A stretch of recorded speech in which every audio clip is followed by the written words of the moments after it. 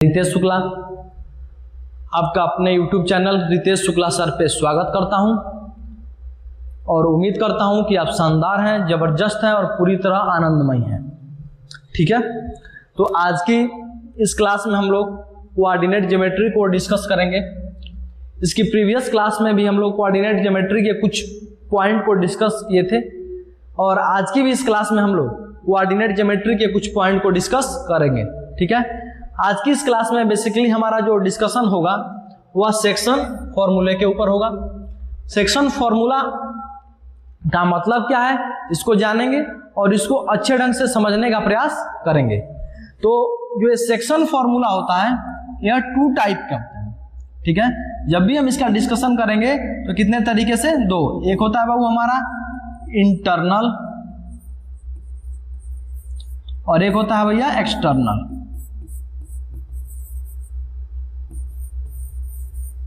ठीक है, तो इस सेक्शन फॉर्मूले में दो पार्ट आते हैं। एक पार्ट आता है आपका इंटरनल सेक्शन फॉर्मूला और एक होता है एक्सटर्नल सेक्शन फॉर्मूला।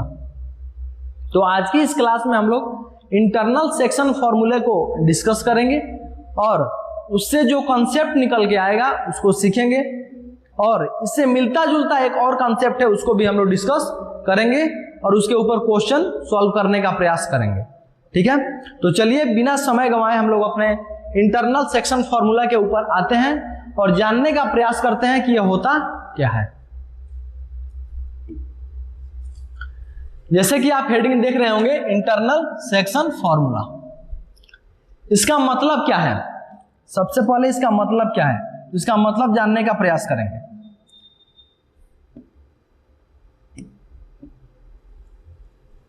यह एक लाइन है, इस लाइन पे कितने पॉइंट हैं, दो पॉइंट हैं, ए और बी।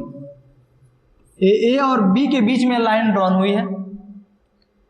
मैं एक और लाइन मान ले रहा हूं यल, जो कि इस लाइन को इंटरनली डिवाइड कर रही है।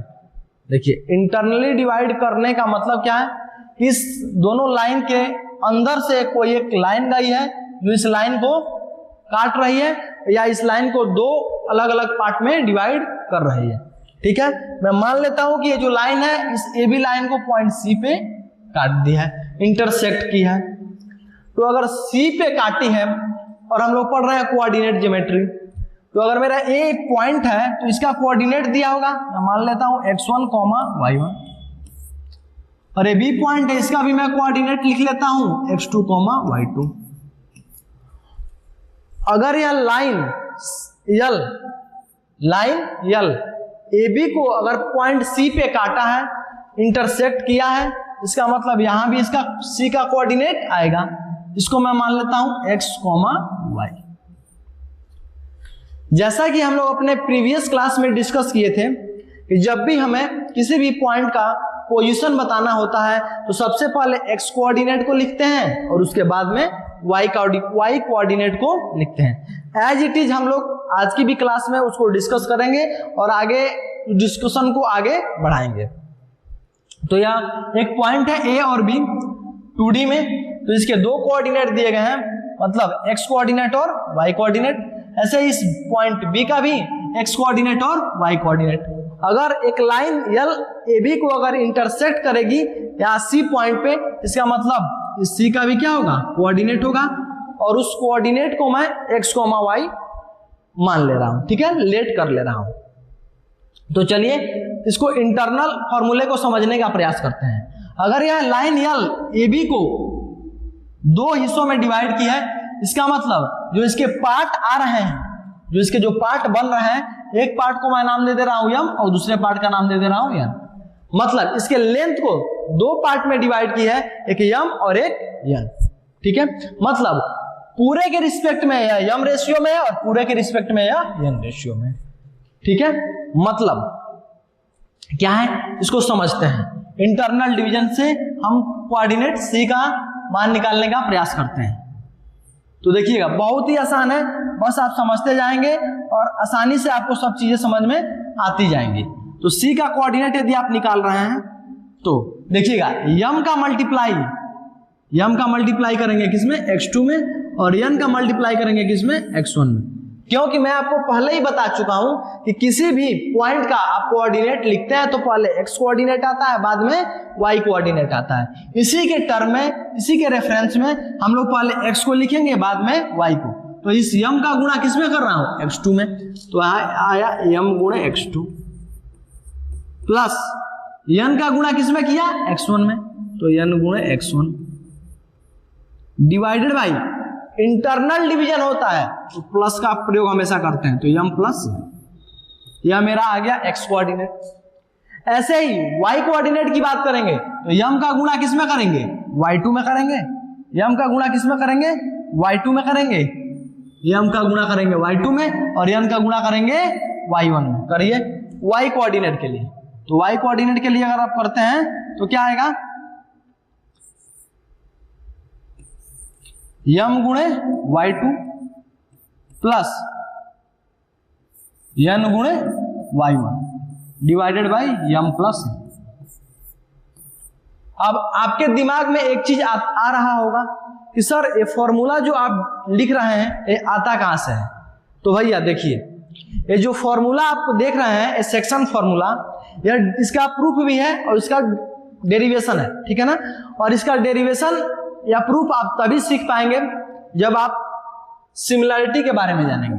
इसके बारे में जानेंगे, सिमिलैरिटी एक चैप्टर होता है क्लास 10th में, सिमिलैरिटी। जब तक आप ट्रायंगल को सिमिलर बनाना नहीं सीखेंगे तब तक इजीएस्ट वे से इसका प्रूफ आप समझ नहीं पाएंगे। तो मैं अभी आपको इसका प्रूफ तो नहीं बता रहा हूं। जैसे क्लासेस हमारी आगे चलती जाएंगी, हम लोग सिमिलैरिटी को पढ़ लेंगे तो फिर कोऑर्डिनेट ज्योमेट्री में एक बार और स्विच करेंगे और वहां से हम लोग इसके फॉर्मूले को क्या करेंगे, डिराइव करने का पूरा प्रयास करेंगे। बहुत ही इजी वे है प्रूफ करने का, ठीक है। तो अभी के लिए याद रखेंगे कि सर आप इंटरनल डिवीजन की बात किए, इंटरनल सेक्शन फॉर्मूला की बात किए। जी सर, तो इंटरनल सेक्शन फॉर्मूला में आपके दिमाग में फिट हो जाना चाहिए कि यहाँ बीच में क्या आता है, प्लस, क्या आता है, प्लस, क्या आता है, प्लस, प्लस, प्लस, प्लस और प्लस। मतलब इसका मतलब अगर एक्सटर्नल आएगा तो माइनस आएगा, बिल्कुल आएगा। जब हम एक्सटर्नल की बात करेंगे तो देखेंगे वहां पे। लेकिन इंटरनल सेक्शन फॉर्मूले में हमेशा ध्यान में क्या रखना है, आपको ध्यान में रखना है कि जो बीच में जो आ रहा है यहाँ पे प्लस आएगा और यहाँ भी प्लस, और जो m और n रेशियो में डिवाइड हुए हैं इनके बीच में भी क्या आएगा, प्लस ही आएगा, ठीक है। चलिए तो अगले हम लोग स्लाइड पे चलते हैं। इंटरनल सेक्शन फॉर्मूले को हम लोग डिस्कस किए, ठीक है। और एक चीज क्या है, यहाँ पे जो इधर वाला पोर्शन यम में काटा तो इस यम का मल्टीप्लाई दूसरे तरफ कर रहे हैं और यन का मल्टीप्लाई दूसरे तरफ कर रहे हैं। यह याद करने का एक आसान तरीका भी है, ठीक है। चलिए अगले स्लाइड पे चलते हैं। अभी एक हम क्वेश्चन ले रहे हैं और इस क्वेश्चन से आपको इंटरनल सेक्शन फॉर्मूला कैसे यूज करते हैं इसके बारे में जानकारी देते हैं। तो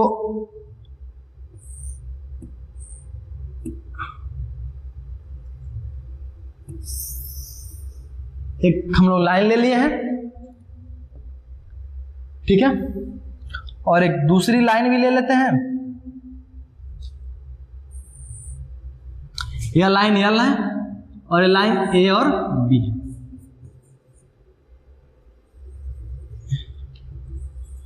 इसके कोऑर्डिनेट हमको पता है क्या है, तो 3,4 और इसका कोऑर्डिनेट मैं मान लेता हूं 5,6। ठीक है, 3,4 और 5,6। यह एक लाइन है, 2 पॉइंट से एक लाइन और केवल एक और एक ही लाइन ड्रॉन होती है, जिसको हम बोलते हैं, मतलब कह सकते हैं इसको क्या कि from 2 point a unique line can be drawn. मतलब 2 अगर पॉइंट केवल दिए गए हों तो आप उससे केवल और केवल एक लाइन ही ड्रॉन कर पाएंगे। तो मैं मान ले रहा हूं कि मेरे पास 2 पॉइंट है, ए पॉइंट ए और ए पॉइंट बी, और जो लाइन यल है इस ए को कहां काटी है, तो पॉइंट सी पे इंटरसेक्ट की। ठीक है, जो इंटरसेक्ट की है किसको, ए बी को, कहां पे, सी पे। तो मैं मान ले रहा हूं कि जो इसका कुछ पोर्शन आ रहा है दोनों तरफ, एक तरफ 3 आ रहा है और एक तरफ 2 आ रहा है। ठीक है, किस रेशियो में डिवाइड कर रहा है लाइन यल ए बी को, 3:2 में। तो यहां से हम इस c का क्या निकालेंगे, x कोऑर्डिनेट भी निकालेंगे और y कोऑर्डिनेट भी निकालेंगे। तो चलिए सॉल्व करते हैं। इंटरनल डिवीजन है तो इंटरनल सेक्शन फॉर्मूले का प्रयोग करते हैं। देखिएगा कितना आसान है। 3 का मल्टीप्लाई करेंगे 5 में तो 3 इंटू 5 प्लस 2 का मल्टीप्लाई करेंगे 3 में 2 इंटू 3 और जिस रेशियो में डिवाइड हुए हैं उनको प्लस कर देंगे 3 प्लस 2। यहां से मेरा x कोऑर्डिनेट आ गया c का। y की बात करेंगे तो 3 का मल्टीप्लाई 6 में, 2 का मल्टीप्लाई 4 में और divided by 3 plus 2। Internal division में प्लस करते हैं, प्लस आ रहा है। तो c का कोऑर्डिनेट यहां से क्या आ गया, 5 3 जा 15 और 3 2 जा 6। 6 और 15 को जोड़ेंगे तो आएगा आपका 21 डिवाइडेड बाई 5। यहां से 6 3 जा 18 और 4 2 जा 8। 18 में 8 को जोड़ेंगे तो आएगा 26 और नीचे आ गया 5। तो जो लाइन आपका यल है इस AB लाइन को पॉइंट C पे काट रहा है और इस पॉइंट C का काट रहा है, तो उस पॉइंट पे x कोऑर्डिनेट और y कोऑर्डिनेट हम निकाल दिए। मतलब x कोऑर्डिनेट और y कोऑर्डिनेट इस C पॉइंट का निकालने का मतलब क्या हुआ कि इस C पॉइंट का हम पोजीशन बता दिए। क्या बता दिए, 2D में इस पॉइंट का हम पोजीशन बता दिए। ठीक है बाबू, तो हम लोग देखिए कि कैसे इंटरनल सेक्शन फॉर्मूले का यूज करते हैं। ठीक है, अगली स्लाइड पे हम लोग चलते हैं और देखते हैं एक मजेदार चीज। वो मजेदार चीज है क्या, तो इसका नाम है भैया मिड पॉइंट फॉर्मूला। ठीक है, इसमें क्वेश्चन बहुत ही इजीएस्ट होते हैं और जो आपकी 9th की NCERT आई है जिसका पहला चैप्टर है कोऑर्डिनेट ज्योमेट्री, उसमें कुछ अच्छे क्वेश्चन इस मिड पॉइंट फॉर्मूले पे दिए गए हैं। तो अगर बात करें कि मिड पॉइंट आखिर होता क्या है तो इसको पहले समझ लेते हैं। यह एक लाइन है, इसका नाम है ए और बी, लाइन सेगमेंट, इसका नाम है ए और बी। इन दोनों पॉइंट के बीच में केवल एक यूनिक पॉइंट ही आएगा जो इस लाइन पे होगा और उसका डिस्टेंस ए से भी सेम होगा और बी से भी सेम होगा। मतलब क्या बोले सर आप, मिड पॉइंट बोल रहा है, मतलब एक ऐसा पॉइंट जिसका जो कि लाइन पे आए, जो एक स्ट्रेट लाइन पे आए या एक लाइन सेगमेंट पे आए, उसका डिस्टेंस पहले पॉइंट से जितना है उस पॉइंट का डिस्टेंस दूसरे पॉइंट से भी उतना ही होगा। तो उस पॉइंट को हम बोलेंगे मिड पॉइंट। क्या बोलेंगे, मिड पॉइंट। अगर ऐसा है मतलब अगर कोई लाइन उसको मिड पॉइंट पे काट रही है, इसका मतलब जितना लेंथ इधर होगा उतना ही लेंथ इधर भी होगा। अगर इधर के है तो इधर भी क्या होगा, के होगा। तो यहां से इंटरनल डिवीजन हो रहा है, तो इंटरनल डिवीजन में हम सेक्शन फॉर्मूले का यूज करते हैं और देखते हैं कि निकल के क्या आता है। क्योंकि अगर ये मिड पॉइंट है तो जितना लेंथ इधर उतना ही लेंथ इधर। अब इसका मैं कोऑर्डिनेट मान लेता हूं x1, y1, इसका मान लेता हूं x2, y2। अब सेक्शन इंटरनल सेक्शन फॉर्मूले का यूज कर रहा हूं। यहां पे देखिएगा क्या मैं बताया था, अगर पॉइंट P मिड पॉइंट है तो इंटरनल सेक्शन फॉर्मूले का मैं यूज कर रहा हूं।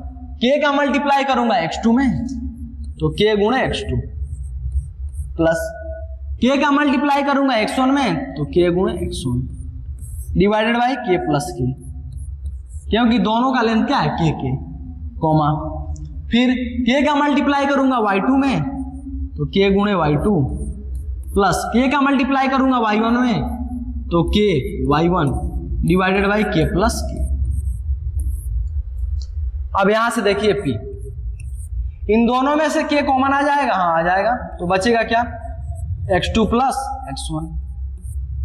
यहां K और K मिलके कितना K 2K कॉमा, यहां इन दोनों में से K कॉमन आ जाएगा, बिल्कुल आएगा सर, y2 प्लस y1 और यहां K मिलके 2K, तो यहां 2K, K से K क्या हुआ कट गया, यहां भी K से K क्या हुआ कट गया। तो यहां से मिड पॉइंट का एक फॉर्मूला जनरेट हुआ। क्या जनरेट हुआ, x1 plus x2 divided by 2 comma y1 plus y2 divided by, यहां से क्या फॉर्मूला जनरेट हुआ, x1 plus x2 divided by 2 plus comma y1 plus y2 divided by 2। इसका मतलब क्या है? इसका मतलब यह है कि अगर आपको दो पॉइंट दिए गए हैं ए और बी, और कोई लाइन जो कि इन दोनों पॉइंट से जो आपका लाइन सेगमेंट बना हुआ है, एक लाइन इसके ऊपर गिर रही है और इस तरह गिर रही है कि इन दोनों को बराबर हिस्सों में डिवाइड कर रही है। तो अगर बराबर हिस्सों में डिवाइड करेगी तो उसका मतलब वो कौन सा पॉइंट हो गया? मिड पॉइंट हो गया। कौन सा पॉइंट हो गया? मिड पॉइंट हो गया। अगर ये मिड पॉइंट है तो मिड पॉइंट का कोऑर्डिनेट निकालने का तरीका क्या है? तो इसका x का x1 plus x2 divide by 2 और y1 plus y2 divided by 2। ठीक है, तो यहां से जो मेरा मिड पॉइंट फॉर्मूला आया, या किसकी मदद से आया भैया? इंटरनल सेक्शन फॉर्मूले की मदद से आया। और एक काफी अच्छा कंसेप्ट है और शानदार कंसेप्ट है। आप अभी देखेंगे जब आप लगाएंगे एनसीईआरटी, जो नई एनसीईआरटी आई है क्लास 9th की, उसमें आप पाएंगे कि बहुत क्वेश्चन लास्ट चैप्टर में आपके इसके ऊपर दिए गए हैं। ठीक है, तो मुझे डायरेक्ट अगर इसको बताना होता तो मैं इंटरनल सेक्शन फॉर्मूले को नहीं बताया, लेकिन मैं इसलिए आपको वो बता दिया कि यह डिराइव कहां से होता है, क्योंकि यह समझना काफी आसान है। और इंटरनल सेक्शन फॉर्मूले का मैं डेरिवेशन इसलिए अभी नहीं दिया क्योंकि उसको हम लोग जब सिमिलरिटी चैप्टर पढ़ लेंगे क्लास 10th का, तो उसके बाद उसको हम लोग आसानी से प्रूफ कर देंगे। ठीक है, तो चलिए अगले स्लाइड पे चलते हैं और देखते हैं कि क्वेश्चन क्या है।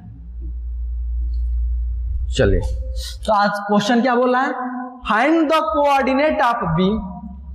Find the coordinate of B. Question पे ज्यादा ध्यान रखें। Find the coordinate of B given that M का कोऑर्डिनेट दिया, एक्स कोऑर्डिनेट और वाई कोऑर्डिनेट -7 और 1। -7 एक्स कोऑर्डिनेट को बता रहा है और 1 जो है वो वाई कोऑर्डिनेट को बता रहा है। Is the mid point. देखिए वर्ड आया, इसको काफी ध्यान से समझना है। ये क्या है बाबू? Mid point. यम क्या है? Mid point. किसका है? ऑफ ए का पॉइंट दिया है एंड बी, मतलब ए भी एक लाइन है, ए का कोऑर्डिनेट दिया गया 3, -4 और बी का कोऑर्डिनेट जो दिया गया है वो दिया गया x, y। और आपसे बोला क्या है? आपसे बोला है भैया कि इसके बीचों बीच एक पॉइंट आ रहा है जिसका नाम क्या है? यम, और इसका कोऑर्डिनेट दिया है -7, 1। तो आपसे बोल रहा है क्या? x और y का मान बताइए। अब कितना अच्छा कंसेप्ट यहां पे निकला, मिड पॉइंट। मिड पॉइंट आया तो मिड पॉइंट फॉर्मूले का यूज करेंगे। तो बताइए, अगर ये यम मिड पॉइंट है तो यम का कोऑर्डिनेट क्या होगा? यम अगर मिड पॉइंट है तो यम का कोऑर्डिनेट क्या होगा?